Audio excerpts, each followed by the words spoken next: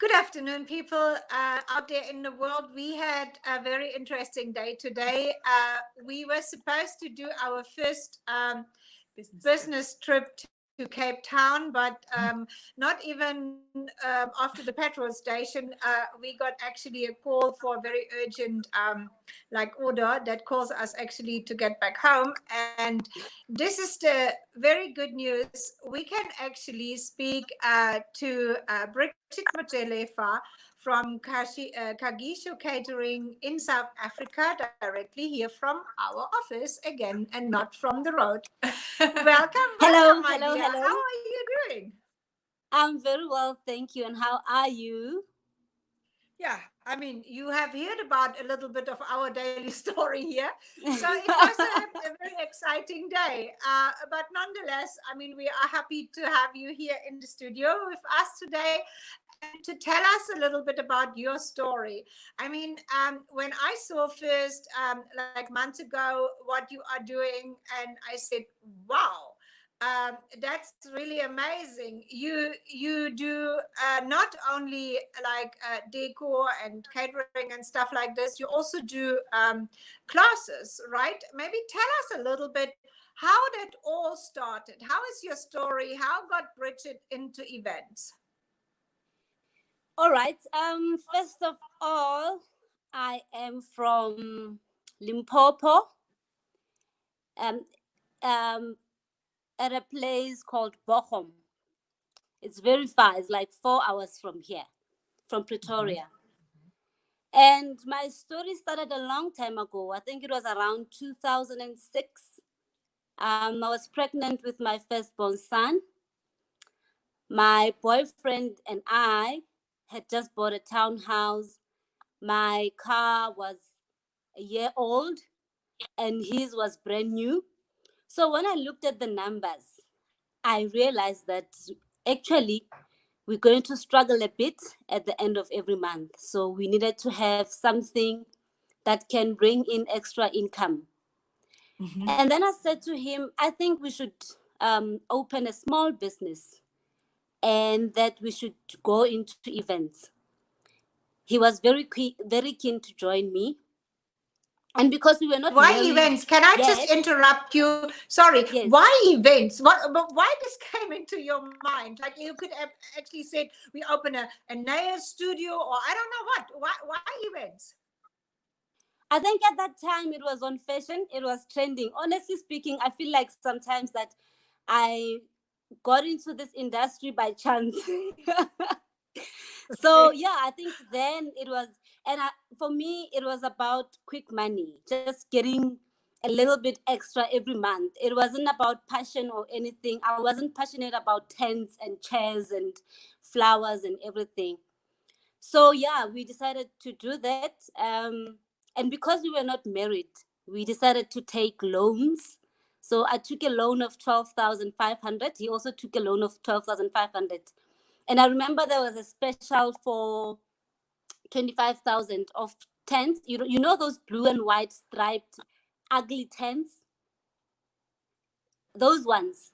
Yes, there was a special of, yes, you know those ones. The ones that we usually use for funerals. Yes, that's the one. Yes, we bought that one with 50 chairs and we took it to my mom in Bochum with the hope of getting, rentals for weddings, for funerals, parties, etc. But unfortunately, things didn't go our way. So they somehow stayed in my mom's garage for months, gathering dust while we were paying for loans. So instead of gaining more money, we gain more debts. So yeah, and then in a couple of months later, my mom called me. I think I was about to give birth. It was 2 weeks before I gave birth to my son. And she said to me that our neighbors are getting married and that they are hiring the tent and chairs.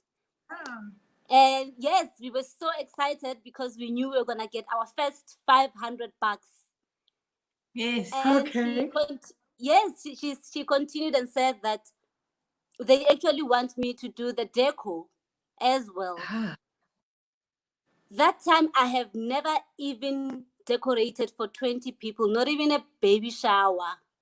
The only thing I knew was to decorate for my house, for my townhouse, for my small little townhouse. But anyway, because I'm a go-getter. How many guests was that? How many Hundreds. guests were attending? How many? It was hundreds. 100.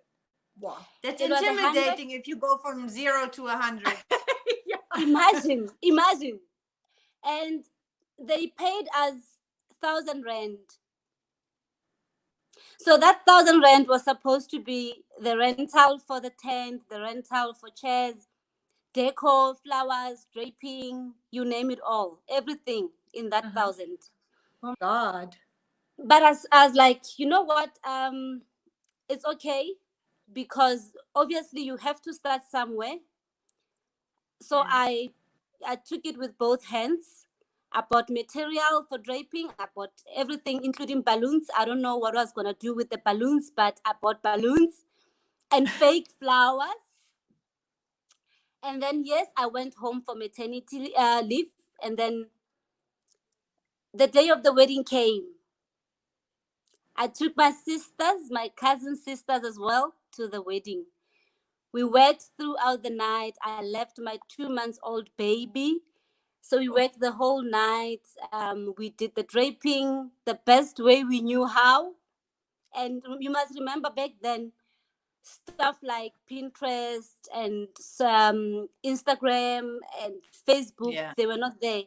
So you Was just not had to use What existing. the year internet. was that actually? That was now 2007. Mm-hmm.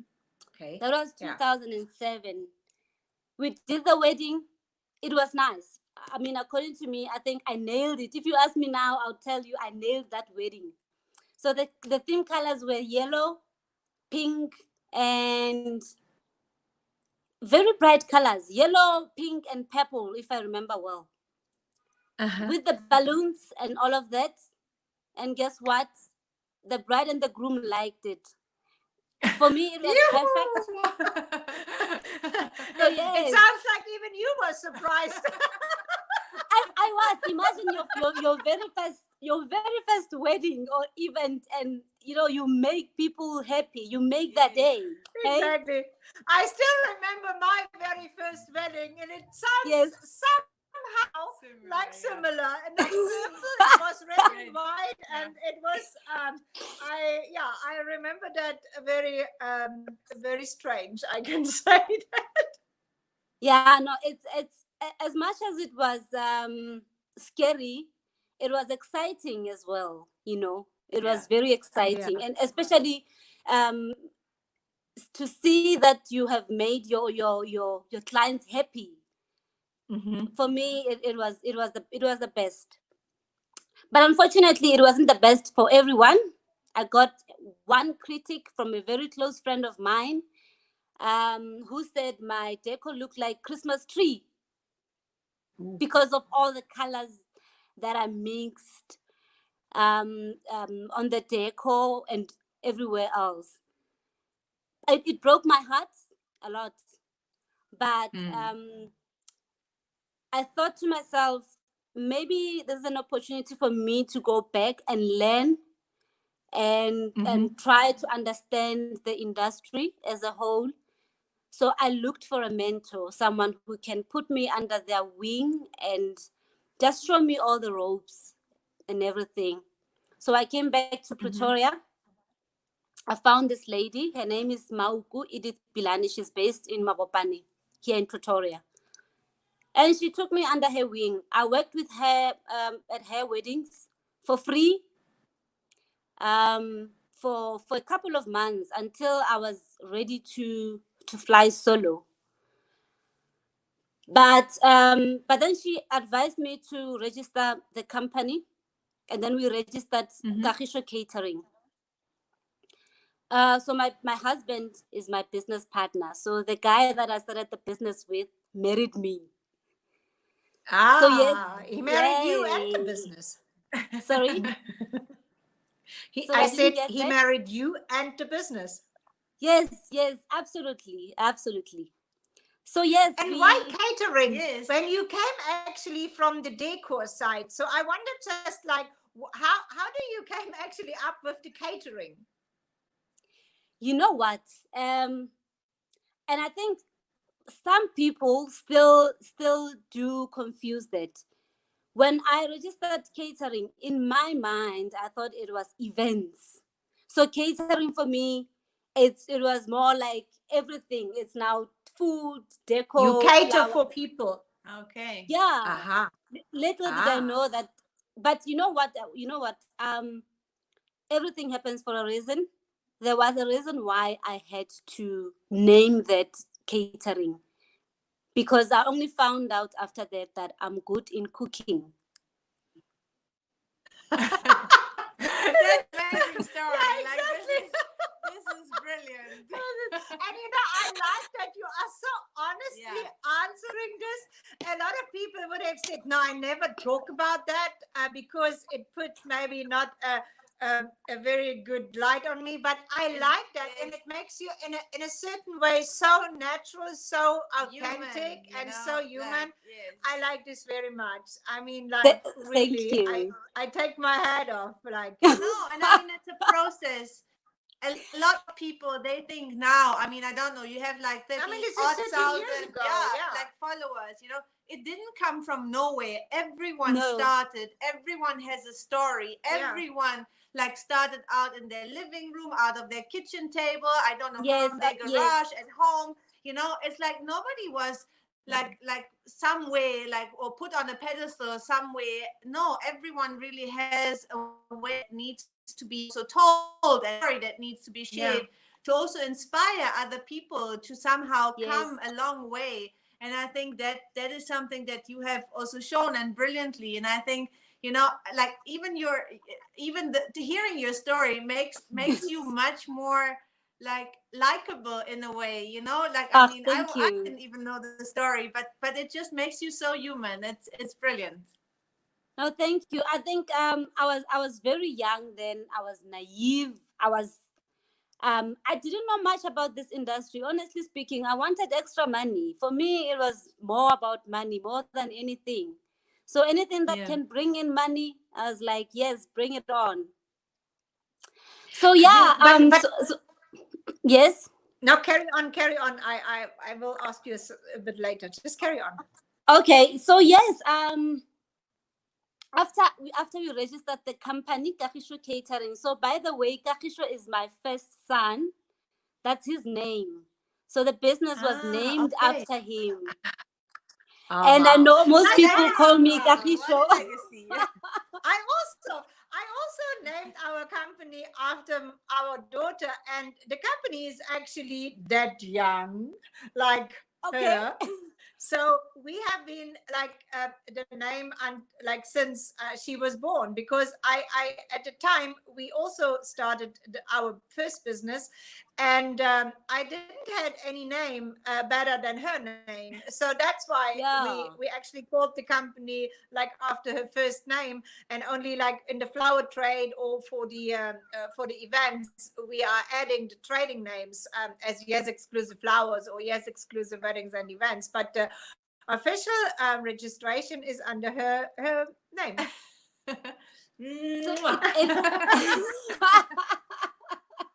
That is so sweet, man. So yeah, but now it's a problem because I have three sons. I have three boys. Oh wow!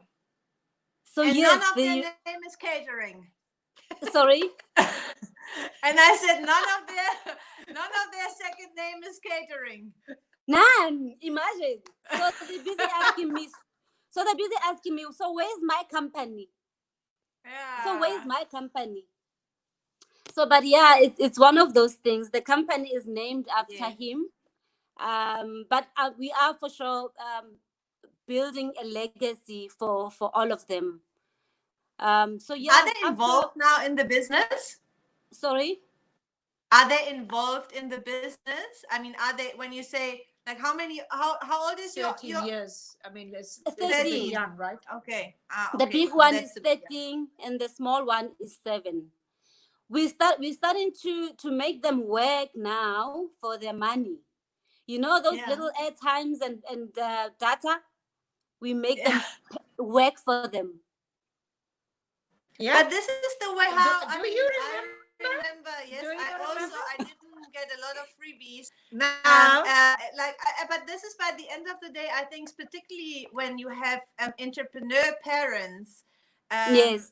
if you don't even like see how hard they work for their money, you have to feel it. And I think, I mean, in most cases, you actually see it as a child, because you don't get like the comfort of a paycheck at the end of the month. You really, I mean, as an entrepreneur, you really have to work for your money and to see how you're gonna make it by the end of the month. And I mean, everyone started out. I mean, as in our family, we were not living in a big luxury or something like that. So we always like worked for what we could get.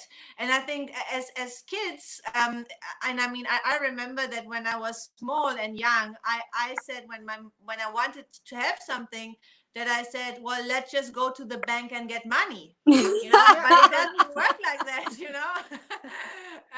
So you really, I mean, you have to draw the line also, and teach kids that money doesn't just come from the bank. It comes from like hard work and just doing something for it. Yeah, I think we let her packaging things and small little things, you know. It shouldn't work out as a child, child work, you know. But Yes. but little things that they also know. Okay, that 1 hour is worth to like that and that money, you know. I mean, like, because kids, I mean, you can't blame them. They don't know about money, where it comes from. When you go to the bank and you fetch money, they feel like the money comes They have from no the idea bank, you know? how it goes to the bank, how the money How it goes goes to the into bank. the bank. They have no idea.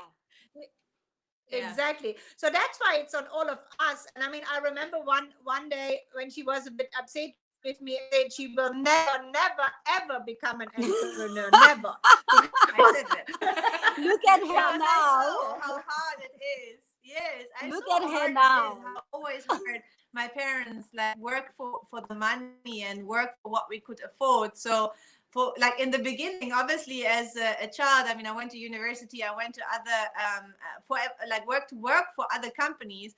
There is a certain comfort that you have in like getting a paycheck at the end of every month and being certain that you get this like amount of money at the end of every month. But there are also a lot of things that you like miss in terms of freedom and in terms of creative outlet and in terms of what you can actually do and what footprints you can leave in an industry, if you are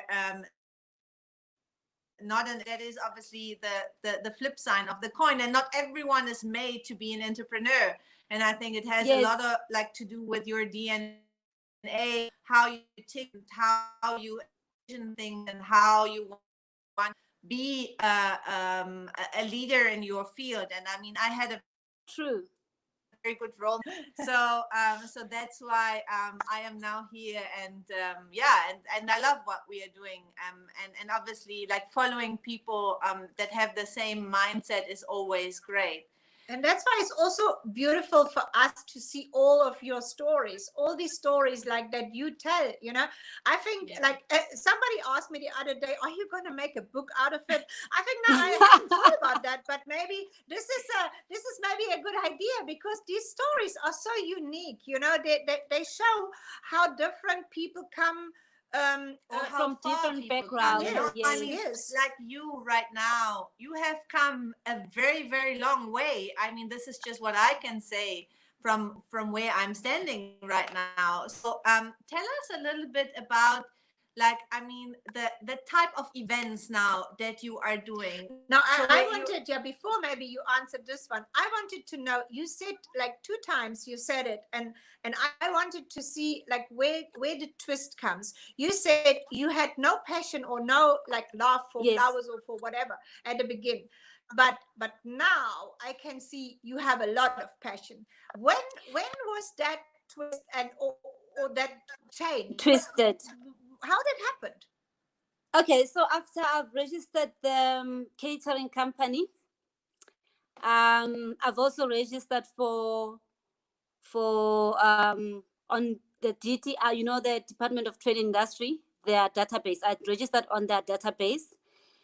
And the first job that they gave me was for 1,300 people, catering. Yes. Because you are a catering company, right? I am a catering company. Catering, so you are Yes. an expert. That means I can deliver food for 1,300 people without any glitches. So yes, again, I took it with both hands. I ran with it, and it was a success. Although Amazing. although there were a lot of glitches, lots. I experienced a lot of challenges. First of all, from when I quoted them, I didn't have any experience with catering or anything, so I charged them very low. I can tell you now. So my competitors, they charged 2 times what I've charged them, and I guess that's why That's they why gave you me got the a job. Yeah, that's why I got the job. So, but anyway, it was successful in their eyes because the food was there. It was there on time, and the food was nice, apparently. And everything just was going smooth. So we were supposed to uh, grill the meat for, in fact, braai. Let me just say braai, all those 1,300 pieces of meat, fish, chicken, beef, and what else was there? Chicken, beef, Did you actually fish, and partner boards. up with someone? Or did you do it like with your own like cousin and cousin and cousin and cousin? Or did you got actually another caterer on board that helped you? No, I didn't get anyone on board. It was just me Wow. and my husband and my sisters and a couple of people that I hired for that day.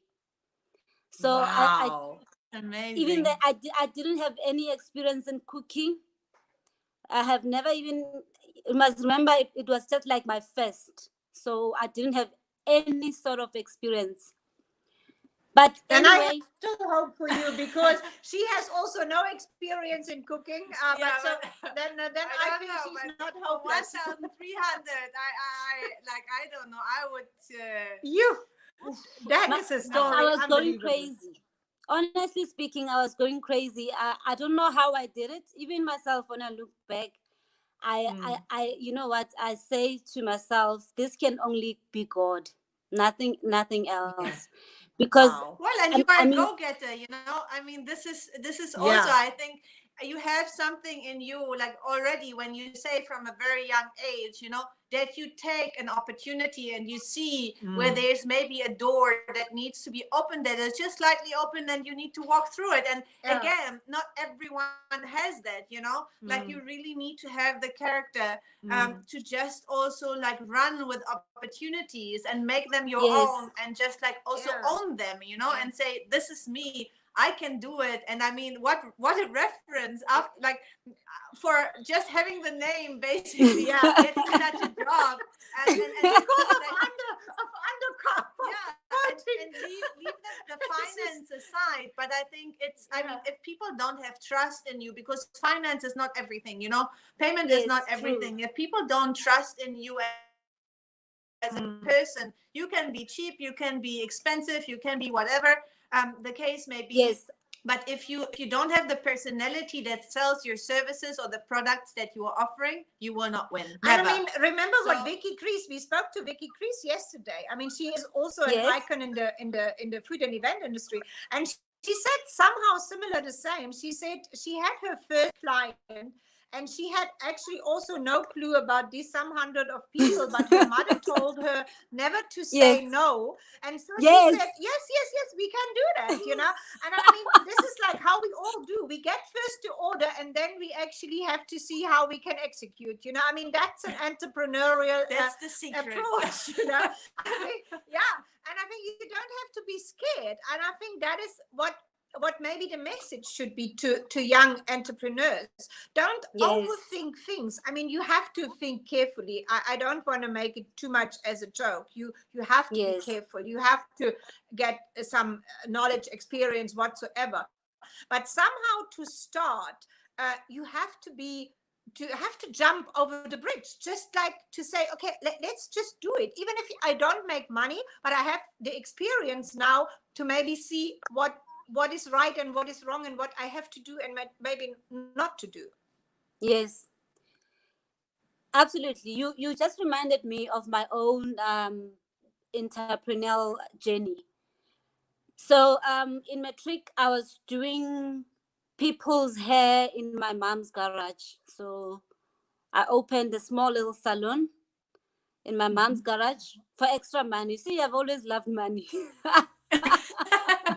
And I think money, and this is the misperception also of people, money is not bad. It's No. like what people do with money or not with money is what makes them a good or a bad person. But being like money friendly or wanting to achieve money, and particularly I think as well as women, because there's always this shady perception that like Yes. money is not like it's Yes. supposedly not for women, like, but why? I mean, it is like that, and money makes a lot of things so much easier.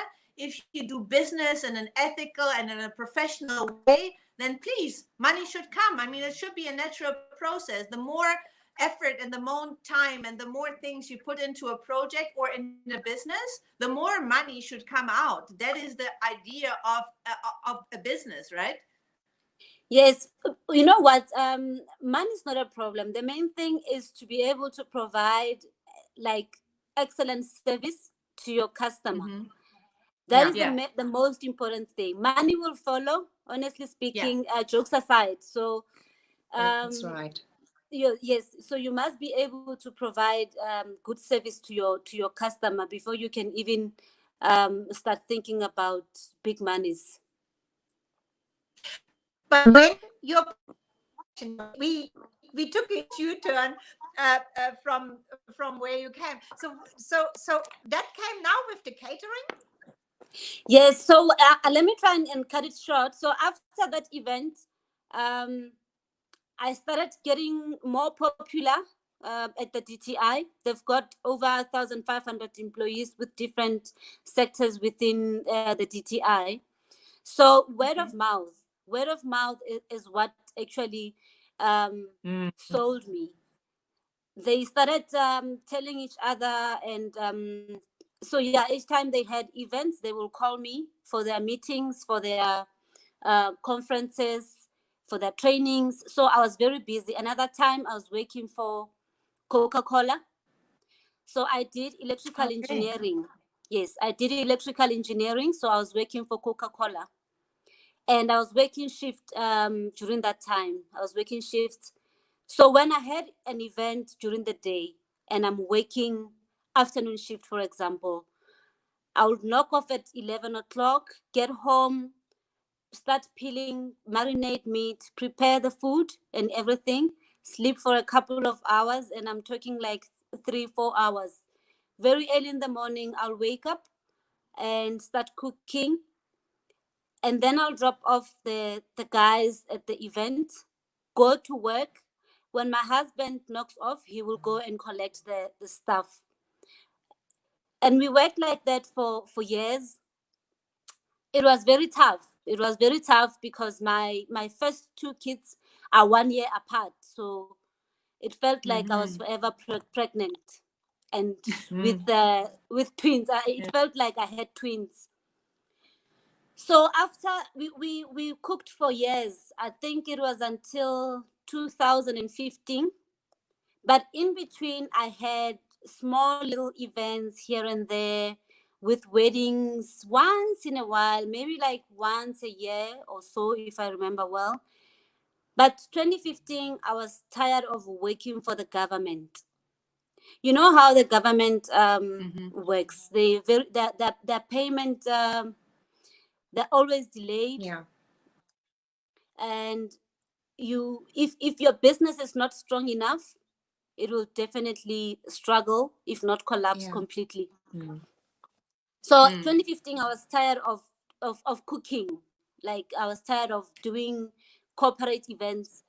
So I decided I'm gonna turn things around. I want to go into the decor industry in full force. But let me take you back a little bit to 2008, after I registered my company. So the lady that was my mentor advised me that I do a flower course with her. So we did it together. It was a 6 months floral course at some institution in Pretoria.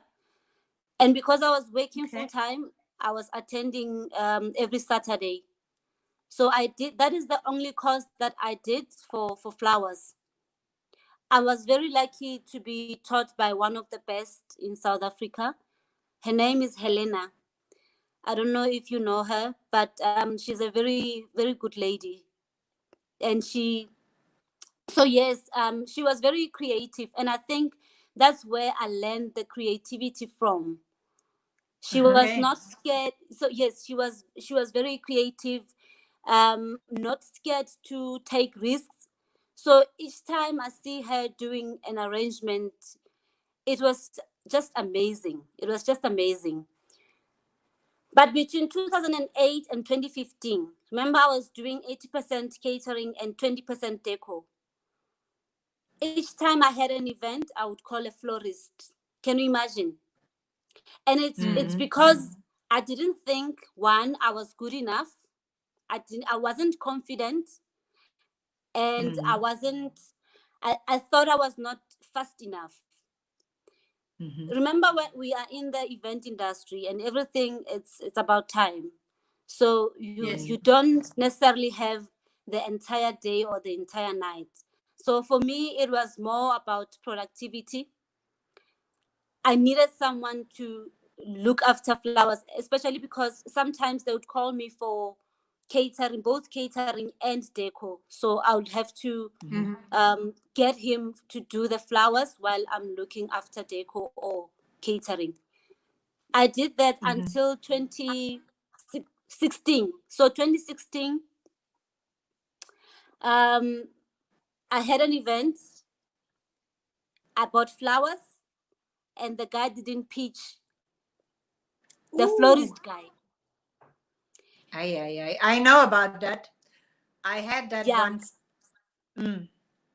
So yes, I had no choice but to do my own flowers. I did that the whole night. And Sunday afternoon, as usual, I posted on social media.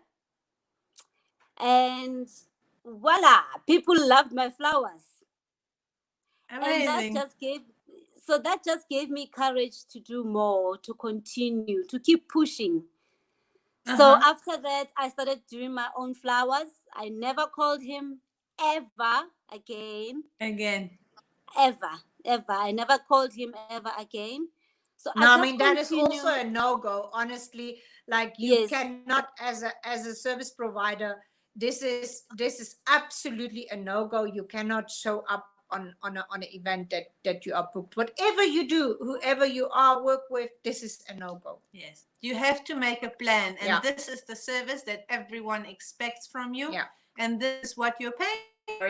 Like, I mean, it doesn't matter whether you are a caterer or a florist or the DJ or like whoever you are. I mean, things happen in life. This is for a fact. But then you are an entrepreneur because you have to make a plan.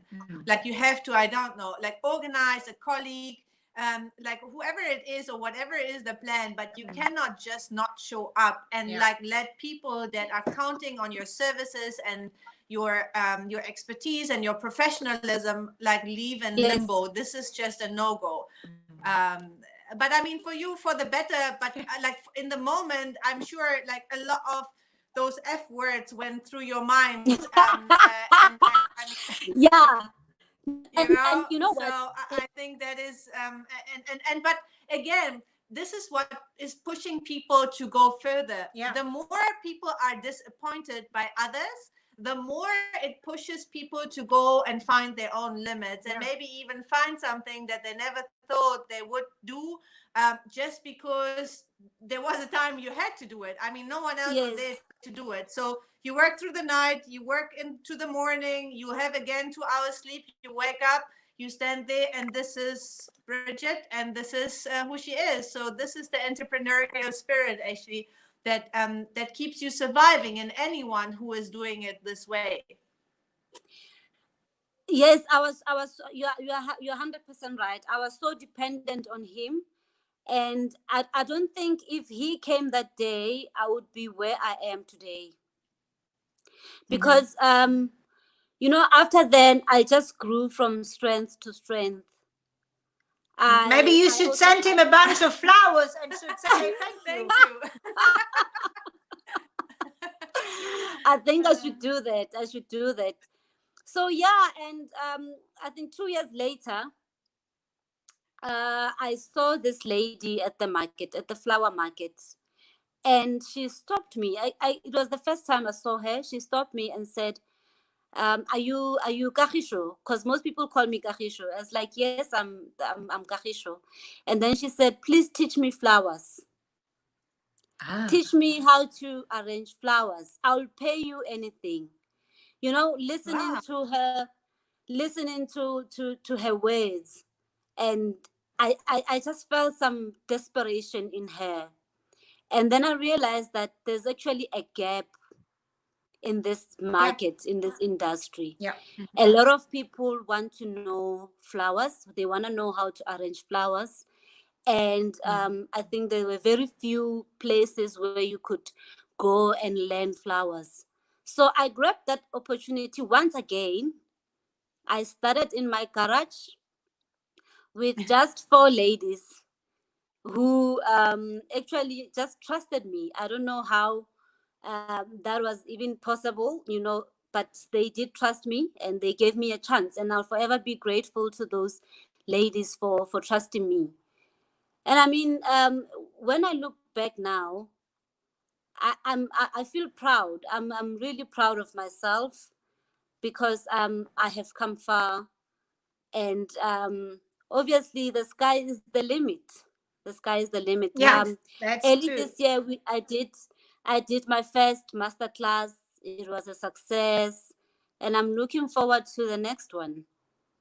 I remember that because we had a little chat the couple of days before when you booked your flowers with us, and I was very happy actually that you have chosen our flowers to be on your masterclass. And I also believe that by companies or people like you, they have the possibility to introduce certain techniques, introduce products to the market. This is very, very important for us because there is nothing here in the country.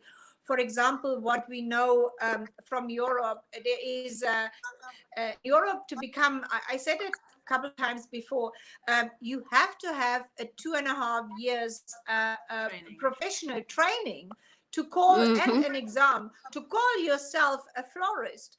And to become a master florist, you have to have another 2.5 years on top of that.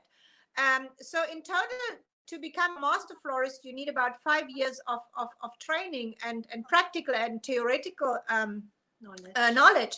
And I think by not having like an institute like that here in South Africa, it is very important that first of all, a lot of people get access to basic knowledge, and those trainers, they get trained by other florists. Maybe they go to courses overseas, or trainers come here to South Africa. So that's why for us it's also important to bring florists to Africa, not only to South Africa, but also to bring florists here that can train our trainers or our florists different techniques. And I'm very happy that people like you take up our flowers to introduce these flowers to the market, because also it is a flower is not a flower. I'm saying this very often, a tulip is not a tulip. I mean, we have people sometimes give me a call and they say, "Do you have tulips?" I say, "Yeah, yeah, I need tulips." Yeah, I said, "Then what tulips? Which one? What do you mean by what tulips?" You know what I mean? Yes, Like, yes, okay, not only what color, but what type of tulip, you know? There is normal tulips, there's peony tulips, there's lily tulips, there's parrot tulips. There's so many different like type, you know, what people in the past have never seen here in South Africa, and a lot of people still not have. That's why it's important to introduce those on classes like yours, that people can yes, maybe also in the future offer this to their clients, you know, because that makes all our events much richer, much nicer, to play around with beautiful flowers. And even now that we have a big, and that's why we came actually also back, we have a big, let's say, fashion for preserved and dried flowers, you know, to introduce those flowers to the market, to the florists. You can combine fresh flowers with dried flowers, and people and your clients will still have something like that they can remember in the future, you know, that a little bit of a piece of this event that you have created for them. Yes, yes, exactly. I mean, for me, I think we are a little bit behind. So having people like you is actually a big blessing, because you import beautiful flowers, and some of them we're seeing them for the first time, and they are so unique. They are so unique. So well done to you, ladies. Thank you. Thank you very much.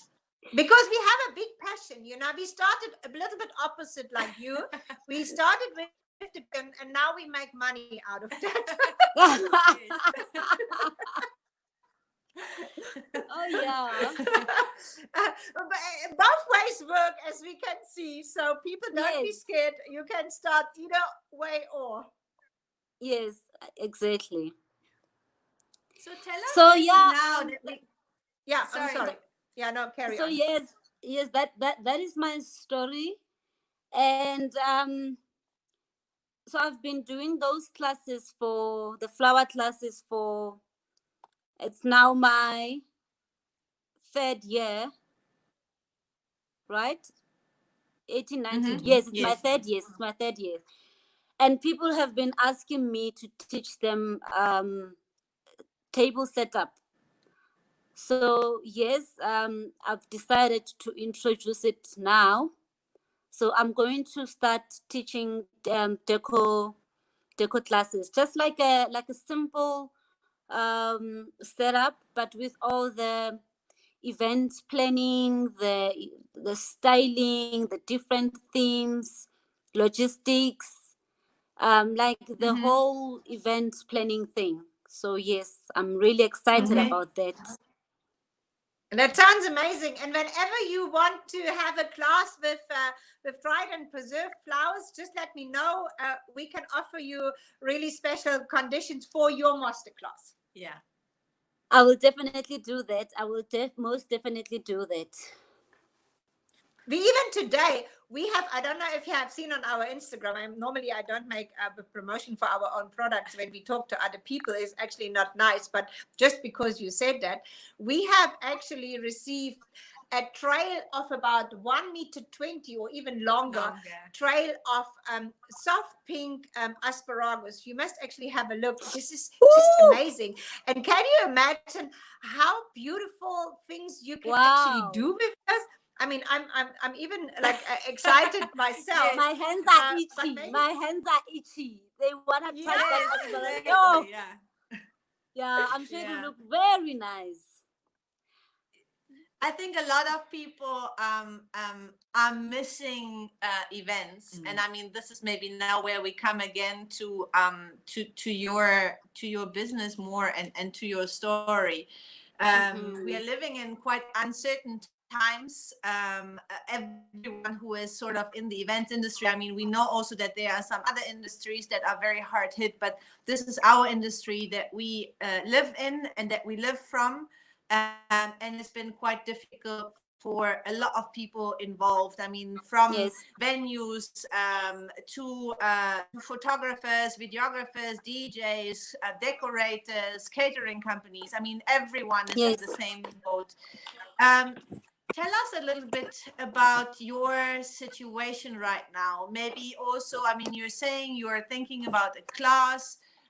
Is that something that is happening like now in the foreseeable future, or how do you like cope with what is happening around you? And I mean, we are in stage 3 out of 5 lockdown. Nobody knows how long this is going to Mm-hmm. last. Even So, as a family business, I mean, like yeah, that as a is. family business, I mean, we know more than also some others how difficult it is when all your family eggs are in one basket, in the sense that everyone is working on the same thing. So what are your thoughts on that, and how are you coping in this time? Let me take you back a little bit from where it all started. So when they announced the lockdown, I had 6 events lined up between the 21st of March and the 2nd of May. And all those events were over 200 people, with just one that's just under 50 people. So you must understand that it's profit. It's profit. So all Yes, those events of course. were postponed. Luckily, none of them was cancelled. They were all postponed. In that week where when they announced the lockdown, obviously you remember the story. I had already bought flowers from you. Yes, I remember Imported that. flowers from, yes. So those flowers, Yes. 80% of them, they got rotten. I tried to preserve some, but obviously there were a lot. I couldn't preserve all of them. So I was very What a shame. stressed. Yes, it Yeah. was a very stressful moment for me. Um, Obviously, it's very confusing because you don't know when this lockdown is going to end and what's going to Yeah. happen afterwards, and what does the future hold, and all of that. Um, for those 2 weeks, it was very stressful, but because I adapt quickly, I needed to snap out of it and just try and see what can I do with my time. So I decided to go on a weight loss program just to try and shift the focus a little bit, because it was just too much. The headache was just too much. I was thinking about events every single day. So I decided to shift the focus a little bit, spend time with family, the time that I never had, when I used to Yeah, do events almost every week. yeah. Lose weight, because I've always made excuses that I don't have time. I went You back must into my actually give kitchen. me the secret. Like we have, but later on, I need that secret. Okay, I will tell you the secret. So Yeah. yes, but anyway, I lost 10 kg. Wow. Wow. So Yo, yes, I mean, it this is feels a it lot. Wow. feels good. Wow. So I went into that space where I got into the journey of losing weight and just being a mom and a wife. Cook daily for my children, for my husband. I did the things that I thought I would never do. I never thought I have the love for plants, but surprisingly I do. So I spend most of my days in the garden, trimming those trees, planting new flowers, and doing all those sorts of things. And it was amazing. It was nice, really.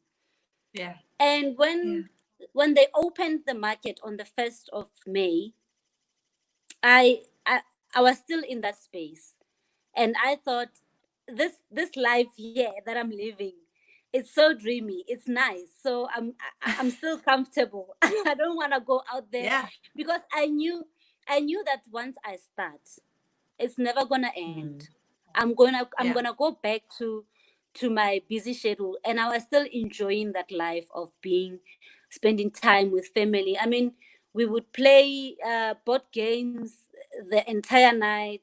It was just nice. I got to know my kids better. So they were also happy. And my love for the kitchen actually came back as well. So yeah, it was very nice. But after a couple of weeks, I think it was somewhere in May, I decided from next month, which was June, I'm gonna go back to business. But I needed to strategize and like find a way to go back into the market and like to go back because remember when you are away and you're not posting anything, somewhere somehow, you know, people forget about you. And I felt like I'm at that point where, you know, you post something after such a long time and you get like a few likes. That's when I saw that I need to go back slowly but surely. And also I was starting to get messages from my students, my friends. In fact, they thought I was in a depression or something like that. And yet I was here having the time of my life with my kids, not worried at all. So yes, I decided to go back to the industry or the market, go back to business, and I started with a few mock tables, and yeah, that got going for a while. After that, I decided I'm gonna have the one-on-one classes, and it's for obvious reasons. I mean, we are in this pandemic, and we need to be very careful. So I decided the one-on-one is the best route for now, and it's been doing very well. It's doing extremely well.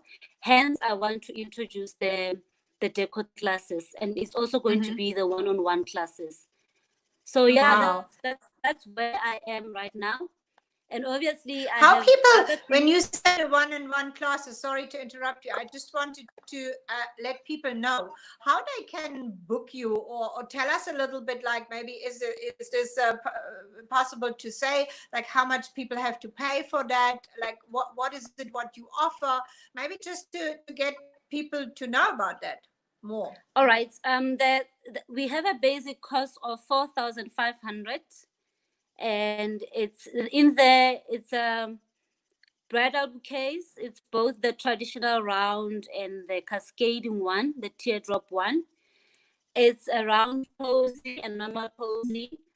It's vase flowers. It's the hand tied bouquets. It's the box flowers. So my thinking around that is that people need to make money. People are desperate to make money. So I looked at what's in the market right now, and most people are doing box flowers, and they're also doing the hand tied bouquets. They're selling that, you know, for a living. So I thought if I teach people that, they might be able to survive this storm. So that's why I decided to package it like that. It's a 2-day course. And how to book is you just send us an email at info@kagishocatering.co.za, or you can give us a call on 061 488 3855. And the other course is advanced. And on our advanced course, it's the normal runners, the normal flat runners. It's the cascading runners.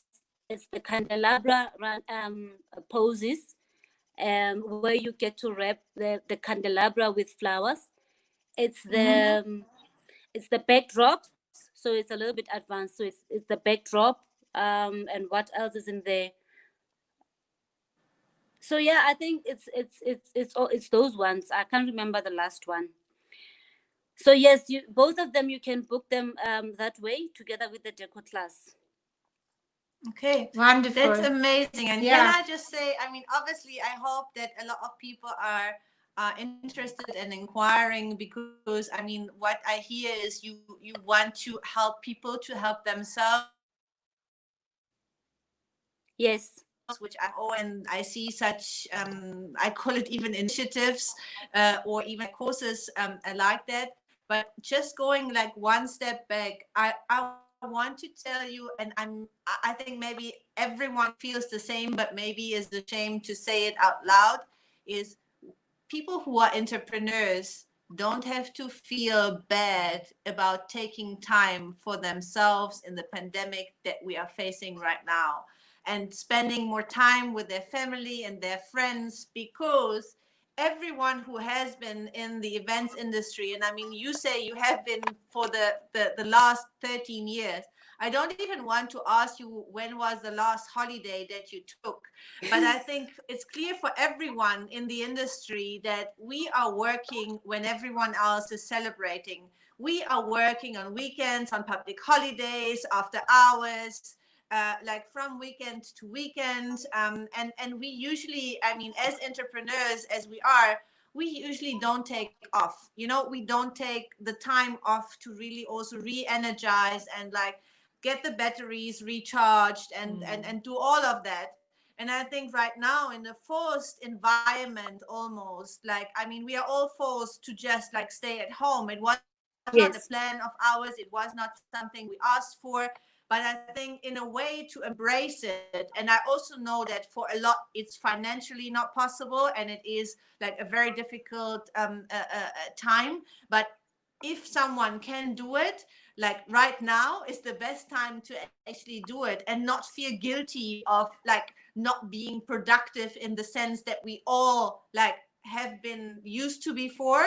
Like, I mean, I think like even for us in the beginning, it was very difficult to just put your feet down, Mm. or up, and Actually. yeah, and just not do anything, not be like busy, not be on the run. All of a sudden the phone is not ringing, there's no emails coming through. Like, what do you do with the time all of a sudden, you know? And I Yeah. think, I mean, yeah, I mean, there's just too much time because we never were used to Yeah, having because so you come much from time. 100 down to zero in 24 hours. Yeah. That was something I think like nobody expected that or has even experienced that.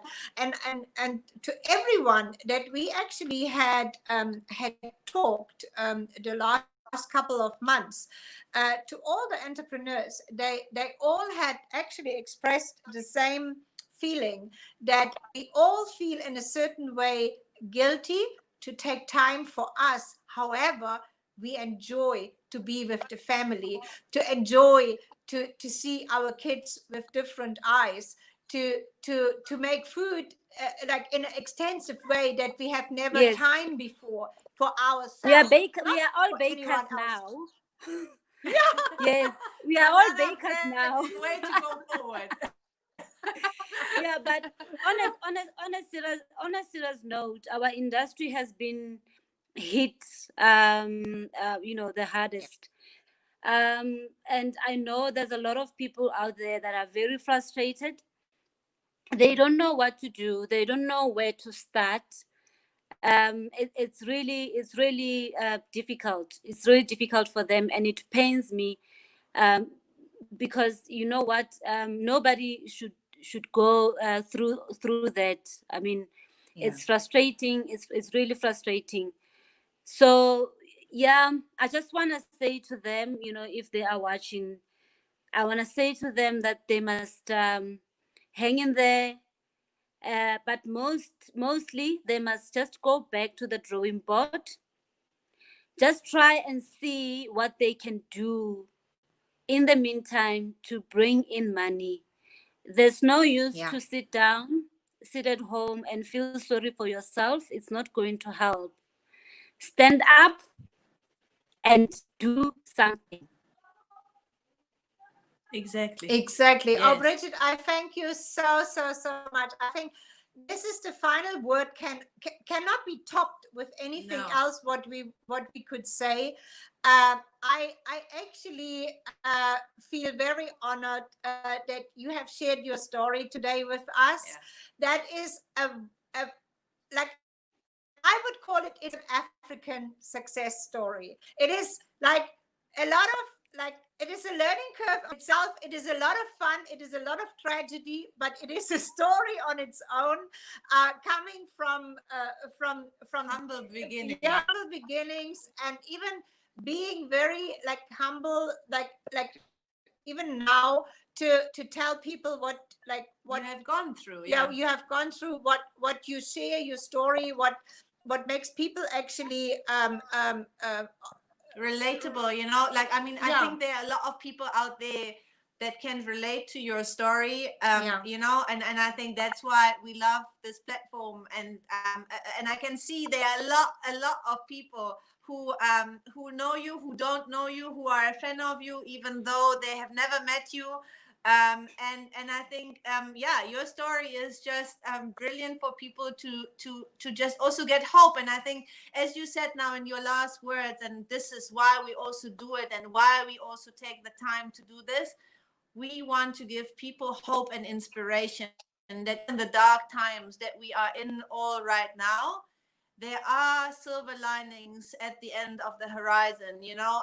And people just Yes. need to look for them. People need to, like as you say, go back to the drawing board. There are things that can be done even like in the darkest time. And Yeah.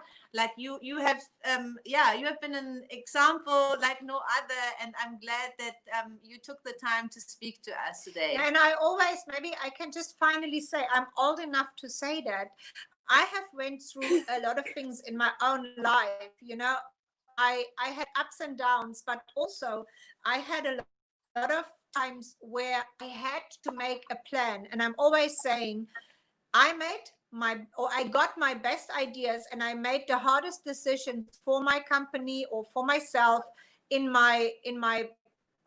Worst in the times. worstest times, actually, when I had to make a decision, when I had to move on.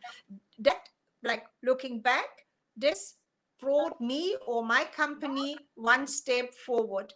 And I had the best ideas at that times, because when you are relaxed and when you are in a comfort zone, then there's no need for innovation. There's no need to do anything. You just sit and go your own like routine. That's how it is. But when you are thrown out of your comfort zone, you have to make a plan as an entrepreneur, You of think, course. yes, you And have to think on your feet. yeah, and this is what actually connects us, and I'm very happy about that. To find you and to share your story with us.